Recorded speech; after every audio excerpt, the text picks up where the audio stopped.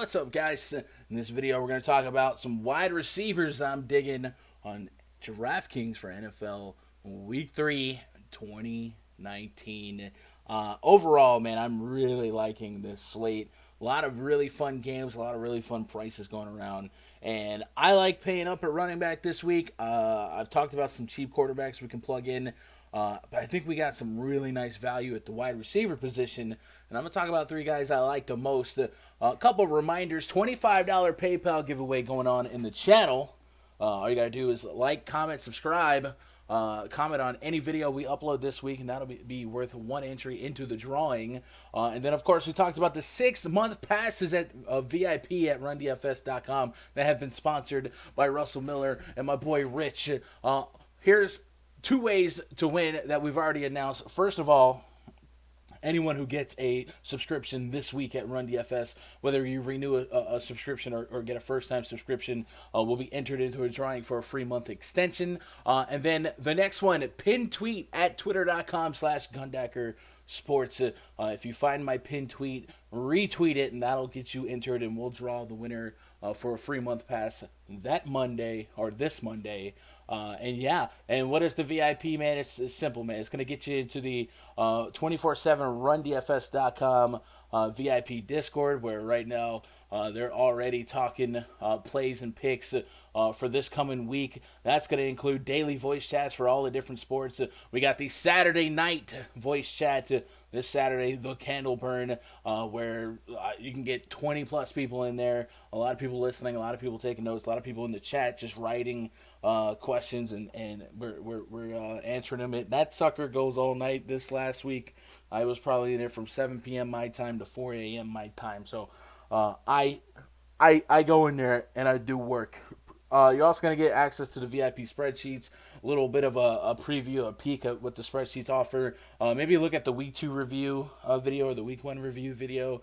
You'll actually see my game notes, my player pool, my tiers, all that good stuff. So it's a really cool way to support the stream, support the channels, and support RunDFS.com. Let's talk about three wide receivers that I'm liking going into NFL Week 3. First things first. Rest in peace, Uncle Phil. Kenny Golladay, 6,600 against the Philadelphia Eagles in Week 1, 9 targets. Week 2, 10 targets. Both games, he was a high-volume guy. I completely expect the Detroit Lions to not be a team that throws the ball a whole heck of a lot.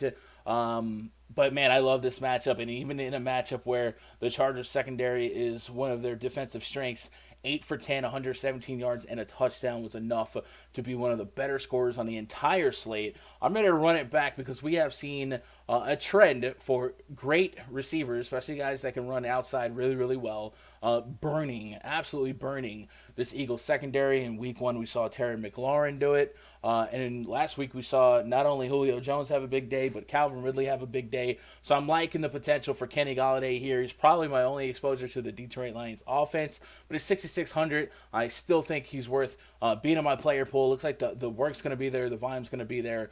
So give me some Kenny Golladay, first receiver that I'm thinking about this weekend. Next up, DJ Moore. So today, I talked about it in the quarterback video.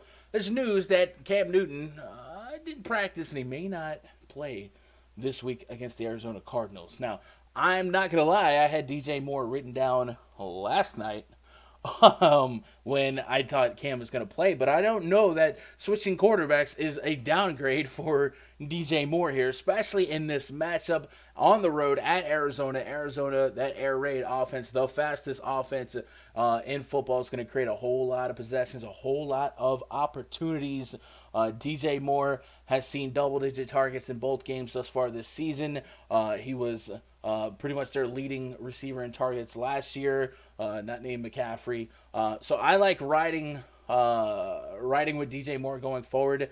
I'm also going to like Greg Olsen this week. I think we just got to do a little bit more digging on Kyle Allen's tendencies. But I like Kyle Anderson. I mentioned him in the quarterback video. So DJ Moore at 5,900 is a guy I'm digging. I'm looking for over 100 yards this week. I think if you're going to keep throwing him the ball 10, 14 times, give me a shot at 100 yards. If he breaks 100 yards last week, he breaks 20 fantasy points, and in week 1, if he breaks 100 yards, without the fumble, maybe he has a chance. So I like DJ Moore as a mid-round area, mid-tier area. And remember, the theme for me this week is there's a lot of running backs I want to get. So I'm going a little bit contrarian at wide receiver and going a little bit against the grain. What I might not be against the grain is with this next pick, the third receiver, the poster boy of this video, Marquise Hollywood Brown, 5,900. He's going against the Kansas City Chiefs. I told people, don't freak out because of the week 1 snap count report on the Baltimore Ravens. People were coming at me. It was like, I can't play Hollywood Brown. He only played 10 snaps. He didn't play. Mark Andrews didn't play. They were up 50 points, people. Like, I was not going to overreact, especially a rookie receiver. I was not going to overreact to week 1. Week 2, we saw an increase in snaps. He played 65% of snaps last week. He led the team with 13 targets for 8 catches. If the Ravens are going to keep up with the Kansas City Chiefs, it's got to be more than just Lamar Jackson and Mark Andrews. And there's value at $5,900. We have seen his explosiveness. We saw him in week 1 catch and shoot for over 100 yards. I think in week 2, we might see a little bit of the same. There was a 41-yard dot that Lamar threw to Marquise on a 3rd and short. Outside of that, it wasn't a high yards per catch. But like I said, I think this game kind of opens it up, opens the need for him to be a big part of this offense even more if they're going to contend with the high-scoring Kansas City Chiefs. So those are 3 main wide receivers that I'm kind of curious with starting out. Of course, just looking at the wide receiver player pool overall, Chris Godwin is 6,900. That's up there, but we've seen him have a great first couple of weeks. Keenan Allen has been the guy, the market share. Almost like 50% of the team's targets have gone to Keenan Allen. I will gladly pay up for volume. It's against the Houston Texans. Not my favorite matchup, but it is in Los Angeles, and I'm willing to take a shot on Keenan, especially with him playing the majority of his snaps out of the slot. A lot of slant routes are a little bit harder to cover, and we could PPR his way into a good day. Scrolling down even more, Mike Evans, cheaper than Chris Godwin. Didn't have a great first 2-week matchups. In week 1, he was dealing with the flu. Week 2, he's dealing with Mr. James Bradbury. Doesn't surprise me if Mike Evans bounces back this week for a good week, especially against this Giants defense that has been getting pretty toe up, foam to flow up. He'll probably see Janoris Jenkins. That's their best corner, but it's not somebody I'm running away from. Keeping it moving. T.Y. Hilton's a little bit curious. The Colts, last I checked, were favorites. Let me see if that's still the case, which I thought was pretty wild. Considering on paper, that's why. Yeah, they went from 2.5 favorites to 1 point favorites, but still kind of favored here. So T.Y. Hilton at 6,400 draws some interest for me. Week 1, he scored 28 fantasy points. Week 2, 14.3 fantasy points. Has 3 touchdowns on the season. I'm digging him quite a bit. Jacoby Brissett evidently has a decent to above average rapport with T.Y. Hilton, and it's the guy with 7+ K upside, keeping it moving. Tyler Lockett's a little bit intriguing. Last week, his target count was 12 after getting just 2 in week 1. I think Lockett's going to be the guy that Russell Wilson prefers to throw it to in neutral to negative or positive game script, meaning 1 possession, or if they're playing from behind. Week 1, it was a lot of Chris Carson, but in week 2, we saw a lot of passing the ball, and you might think that the Saints would force him to have to throw the ball a little bit more, but it is a Teddy Bridgewater, potentially Taysom Hill-led Saints team, and they didn't look great against the Rams last week, so we will see about that. Keeping it moving, we got the guys I like. Michael Gallup is hurt. So maybe a value play we can talk about here is Devin Smith. Last week, he looked pretty sharp. Looks like a speedster, 3 for 3, 74 yards and a touchdown. Michael Gallup, I think I read he's going to miss 2 to 4 weeks. He is the next man up in the depth chart. So Devin Smith would definitely make my back pocket player pool. And just peeking at a couple more options here. Nothing that I really, really, really want to go out of my way to go get.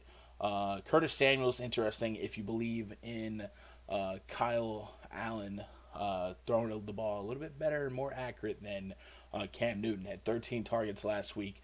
Cam Newton missed him on a few deep routes. If these targets go from 5 caught to 7, 8 caught, 4,800. There's some room to grow on Curtis Samuel. I think I'm going to sell myself on some Panther stacks here. I was already curious with the Panther stacks with Cam Newton starting, knowing that there's some not so great. But I think I'll take a shot on Allen here with some Panther stacks and really, really be able to go get a lot of a lot of high-end running backs. And lastly, maybe John Brown. I've been liking him the first 2 weeks.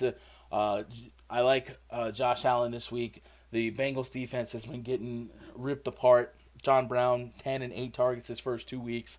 He's a guy that's going to have a pretty sizable A-dot, average depth of target.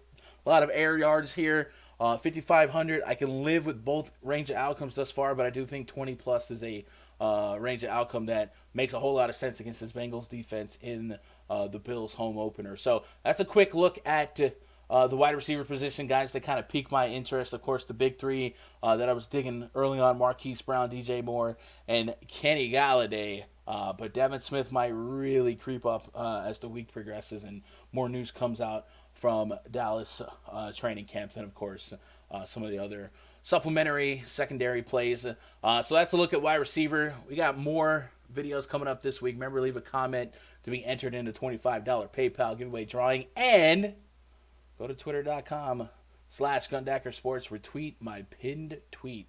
And we will give out a month pass for that on Monday. And then, of course, anyone who gets a subscription this week will be entered into a drawing for a free month extension. We have 6 month passes to give away.